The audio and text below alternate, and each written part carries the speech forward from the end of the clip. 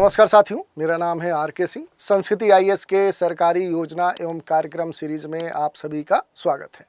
इस सीरीज के अंतर्गत आज हम जिस योजना की चर्चा करने वाले हैं वो योजना बहुत ही महत्वपूर्ण है और इस समय चर्चा का विषय बनी हुई है।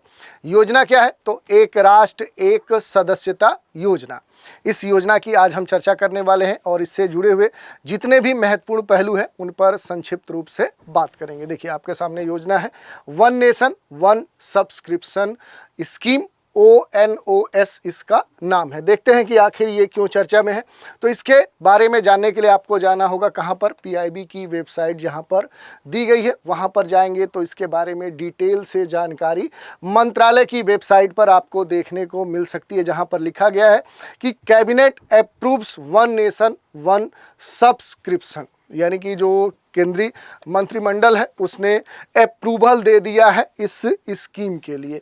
और इसी कारण से देखें तो ये जो स्कीम है, ये जो योजना है, इस समय चर्चा का विषय बनी हुई है, क्योंकि देश के जो प्रधानमंत्री हैं उन्होंने 15 अगस्त 2022 को भी लाल किले के प्राचीर से राष्ट्र के नाम अपने संबोधन में अमृत काल में हमारे देश में जो अनुसंधान है, जो विकास है, उसको महत्व देते हुए ये बात कही थी और ये कहा था कि इस अवसर पे जय अनुसंधान, और उसको कह सकते हैं कि अब ये सत्य साबित कर रहा है। ये जो one nation one subscription scheme है, ये NAP जो है खासतौर पे 2020 में भी अनुसंधान और हमारे देश में जो उत्कृष्ट शिक्षा है उसके विकास के लिए देखें तो आवश्यक शर्त के रूप में पहचाना जा रहा है। और यही नहीं, भारत सरकार के द्वारा जो अनुसंधान, राष्ट्रीय जो अनुसंधान फाउंडेशन है, उसकी स्थापना में देखें तो ये एक महत्वपूर्ण कह सकते हैं कि ये दिशा है। इसके अलावा अगर बात करें कुछ महत्वपूर्ण तथ्यों की, तो आप देख सकते हैं कि कैबिनेट का जो डिसीजन है, उसकी जो मंत्रिमंडल की जो वेबसाइट है,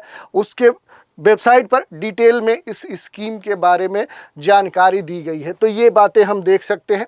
इसके अलावा थोड़ा सा देखते हैं कि एक राष्ट्र एक सदस्यता जो योजना है, आखिर ये है क्या।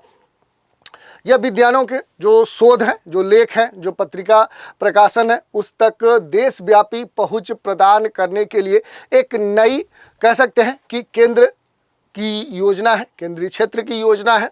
इस योजना को सरल, उपयोगकर्ता और पूर्णतः अनुकूल होने के साथ पूर्णतः डिजिटल प्रक्रिया के माध्यम से संचालित किया जाएगा। तो ऐसा नहीं है कि परंपरागत तरीके से इसे संचालित किया जाएगा, रेगुलेट किया जाएगा, बल्कि इस स्कीम को सरल, यानी लोगों तक आसानी से इसकी पहुंच हो, उपयोगकर्ता जो होंगे उनके अनुकूल और पूर्णतः कह सकते हैं कि डिजिटल माध्यम से इसे रेगुलेट किया जाएगा। ये बातें कही गई हैं। थोड़ा सा इस योजना की मुख्य जो विशेषताएं हैं उनकी हम चर्चा कर लेते हैं।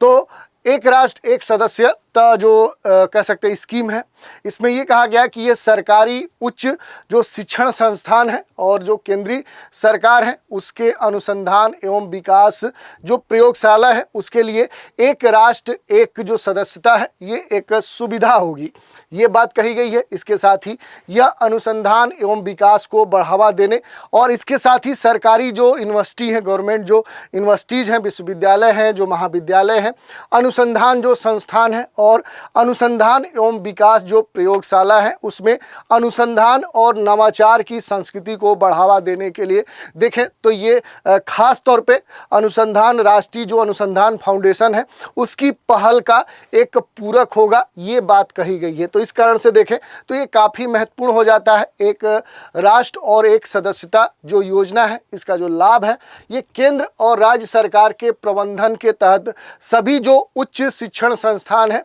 और जो केंद्र सरकार के अनुसंधान एवं विकास संस्थान है, उनको एक केंद्रीय एजेंसी, यानी कह सकते हैं कि सूचना और पुस्तकालय नेटवर्क जो विश्वविद्यालय अनुदान आयोग यानी UGC का एक स्वायत्त अंतर विश्वविद्यालय केंद्र के रूप में होगा और इसके द्वारा ये समन्वित राष्ट्रीय सदस्यता के माध्यम से ये पूरी सुविधा प्रदान की जाएगी, ये बात कही गई है।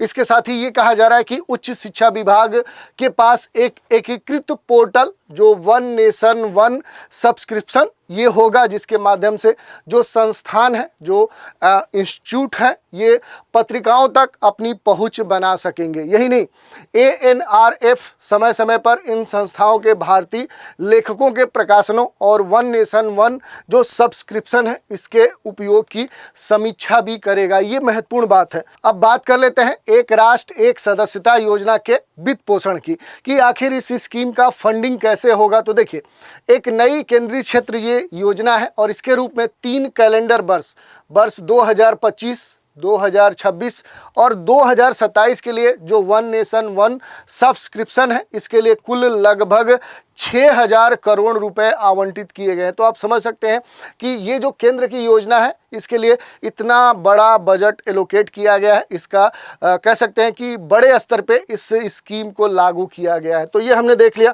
अब थोड़ा सा बात कर लेते हैं कि ये जो स्कीम है आखिर इसका महत्व क्या है।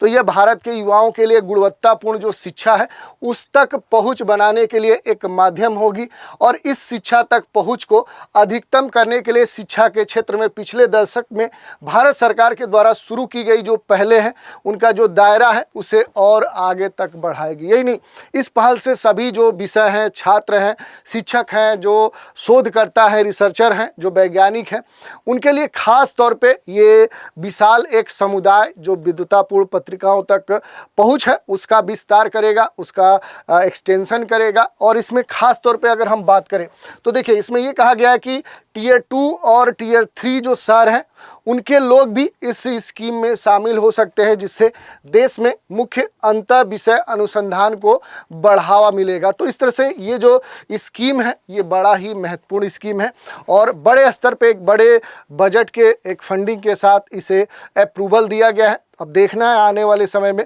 ज़मीनी स्तर पे इसका क्या प्रभाव देखने को मिलता है। ये आने वाले समय में देखने वाली बात होगी। आज के एपिसोड में इतना ही रखते हैं। आप सभी हमारे साथ बने रहें, इसके लिए धन्यवाद। अगले एपिसोड में एक नए कार्यक्रम के साथ फिर मिलेंगे। तो थैंक यू।